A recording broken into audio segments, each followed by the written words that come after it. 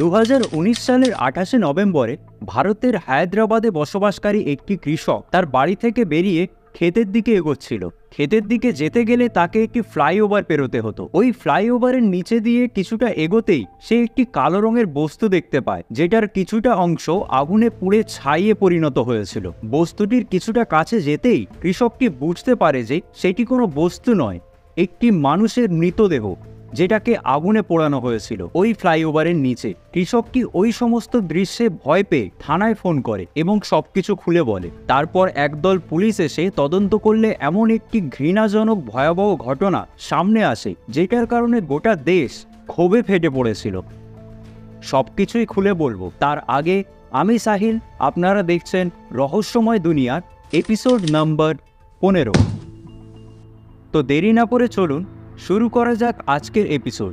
ভারতের তেলেঙ্গানা রাজ্যের হায়দ্রাবাদ শহরে 26 বছর বয়সী প্রিয়াঙ্কা রেড্ডি নামের একটি মেয়ে তার মা, বাবা ও বোনের সঙ্গে থাকত।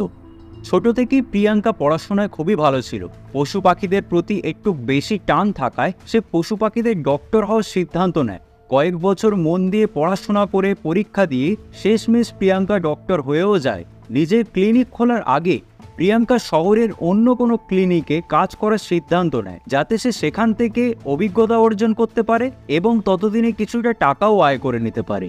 এরপর বাড়ি থেকে 30 কিলোমিটার দূরে সায়দ্রাবাদ নামের একটি জায়গাতে প্রিয়াঙ্কা চাকরি পেয়ে যায়। তারপর থেকে রোজ প্রিয়াঙ্কা তার বাবা মাকে প্রণাম করে স্কুটি নিয়ে বেরিয়ে পড়তো এবং পেট্রোল খরচা বাঁচাতে হাফ রাস্তায় একটি টোল প্লাজার কাছে স্কুটি পার্ক করত। তারপর সে বাসে করে ক্লিনিকে গিয়ে পৌঁছাতো। কাজ শেষে বাসে করে সে আবার ওই টোল প্লাজার কাছে আসতো এবং পার্কিং থেকে তার স্কুটি নিয়ে সোজা বাড়িতে ফিরে যেত। সবকিছুই ঠিক চলছিল। তারপর 2019 সালের 27শে নভেম্বরে প্রিয়াঙ্কা কাজে বেরোবার আগে তার বাবা মাকে জানিয়ে দেয় যে তার বাড়ি ফিরতে দেরি হবে, কারণ কাজ শেষে সে দাঁতের ডক্টর দেখানোর কথা ছিল। এরপর স্কুটি নিয়ে প্রিয়াঙ্কা রোজ দিনকার মতো টোল প্লাজার কাছে যায়। সেখানে একটি পার্কিংয়ে তার স্কুটি রাখে এবং বাসে চড়ে কাজে বেরিয়ে যায়।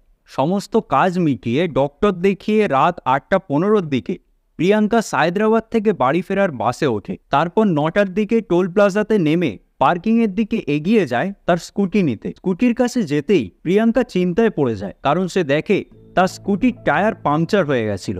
প্রিয়াঙ্কা সাহায্যের জন্য আশেপাশে দেখতে লাগলো, কিন্তু অত রাতে ওই ফাঁকা রাস্তায় সে কারোর উপরই ভরসা করতে পারছিল না। কিছুক্ষণ পর কাছে দাঁড়িয়ে থাকা একটি লরি থেকে নবীন নামের একটি ছেলে বেরিয়ে আসে এবং প্রিয়াঙ্কাকে সাহায্য করতে চায়, কিন্তু প্রিয়াঙ্কা তার মুখের উপর না করে দেয়, কারণ ওই সময় প্রিয়াঙ্কার মন যাকে তাকে বিশ্বাস করতে চাইছিল না।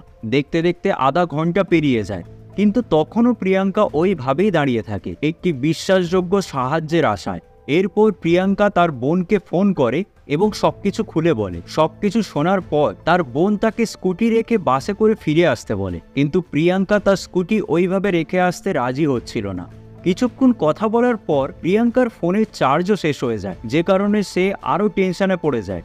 অন্যদিকে প্রিয়াঙ্কার বোন চিন্তায় পড়ে যায়, কারণ ঘন্টার পর ঘন্টা কাটছিল কিন্তু তার দিদির কোনো খোঁজ খবরই ছিল না। এরপর প্রিয়াঙ্কার বোন তার এক বন্ধুর সঙ্গে নিয়ে কাছেরই এক থানায় যায় এবং সেখানে তার দিদির নামে মিসিং কমপ্লেন লেখাতে চায়, কিন্তু থানায় থাকা পুলিশেরা বলে যেহেতু তোমার দিদি টোল প্লাজা থেকে নিখোঁজ হয়েছে তাই আমরা কমপ্লেন নিতে পারবো না, কারণ টোল প্লাজা আমাদের থানার আন্ডারে পড়ছে না, ওটা সায়দ্রাবাদ থানার আন্ডারে পড়ছে, তাই তোমরা ওই থানায় গিয়ে কমপ্লেনটা করো। এরপর প্রিয়াঙ্কার বোন ও তার বন্ধু তড়িঘড়ি করে সায়দ্রাবাদ থানায় গিয়ে তার দিদির মিসিং রিপোর্ট লেখায় এবং তার দিদির সন্ধানে পুলিশের একটি দলের সঙ্গে বেরিয়ে পড়ে। পরের দিন 28শে নভেম্বর 2019 সালে সকাল 6টার দিকে টোল প্লাজার কাছেরই একটি গ্রামে থাকা এক কৃষক তার জমির দিকে এগিয়ে যাচ্ছিল, কিন্তু মাঝপথে ফ্লাইওভারের নিচে একটি আগুনে পোড়া লাশ দেখে সে ভয় পেয়ে যায় এবং থানায় ফোন করে। পুলিশ এসে যাচাই করলে জানতে পারে লাশটি একটি মেয়ের লাশ ছিল। গোটা শরীর এতটাই পুড়ে গেছিল যে চেনা দুষ্কর হয়ে পড়েছিল, কিন্তু লাশের সাথে জড়িয়ে থাকা একটি আধা পোড়া ওড়না এবং একটি মেয়েদের গলার চেন দেখে পুলিশেরা এটা বুঝতে পেরে যায় যে লাশটি একটি মেয়ের লাশ ছিল। এরপর পুলিশেরা প্রিয়াঙ্কা রেড্ডির পরিবারের সকলকে থানায় এসে লাশটিকে শনাক্ত করতে বলে, এটা যাচাই করার জন্য যে সেই ভয়াবহ লাশটি প্রিয়াঙ্কার ছিল কিনা। প্রিয়াঙ্কার বাড়ির লোক লাশটিকে দেখে তো চিনতে পারছিল না, কিন্তু লাশের সঙ্গে পাওয়া জিনিসপত্র দেখে কান্নায় ভেঙে পড়ে, কারণ তারা বুঝে গেছিল যে ওই ভয়াবহ লাশটি তাদের আদুরে মেয়ে প্রিয়াঙ্কারই ছিল। এরপর লাশটি পোস্টমর্টম করলে জানা যায় যে প্রিয়াঙ্কা রেড্ডির সাথে 27শে নভেম্বরের রাতে গণধর্ষণ হয়েছিল, তাও কয়েক ঘন্টা ধরে। লোকাল মিডিয়ার দ্বারা ঘটনাটি যখন প্রতিটি খবরের চ্যানেলে দেখাতে শুরু করে, তখন গোটা দেশের মানুষ ক্ষোভে ফেটে পড়ে, কারণ এই ঘটনাটির দ্বারা 2012 সালের নির্ভয়া কেসের কথা সবার মনে পড়ে যায়। দেশের অধিকাংশ রাজ্যের অধিকাংশ শহরে আন্দোলনের কারণে সরকার থেকে পুলিশের উপর চাপ পড়ছিল ডক্টর প্রিয়াঙ্কা রেড্ডির কেসের সঙ্গে জড়িত আসামিদের তাড়াতাড়ি অ্যারেস্ট করবার জন্য। তাই পুলিশেরাও প্রিয়াঙ্কা রেড্ডির কেসের উপরে বেশি জোর দেয় এবং নানান তদন্তের পর শেষমেশ 4 জনকে অ্যারেস্ট করে। কিন্তু অবাক করা বিষয় এইটাই ছিল যে তাদের বয়স ছিল মাত্র 20 বছরের আশেপাশে। এরপর পুলিশের হাতে মারধর খেয়ে তারা 4 জন মুখ খুলে যে ঘটনার কথা বলে, সেটা জানার পর সাধারণ মানুষের ক্ষোভ আরও অনেক গুণ বেড়ে যায়। তো হয়েছিল ঠিক এমনটা। প্রিয়াঙ্কা যখন রোজ টোল প্লাজার কাছে তার স্কুটি পার্ক করত, তখন ওই 4 জন, যাদের মধ্যে 2 জন ছিল লরি ড্রাইভার আর বাকি 2 জন লরি পরিষ্কারের কাজ করত, তো তারা 4 জন রোজ প্রিয়াঙ্কাকে ফলো করত।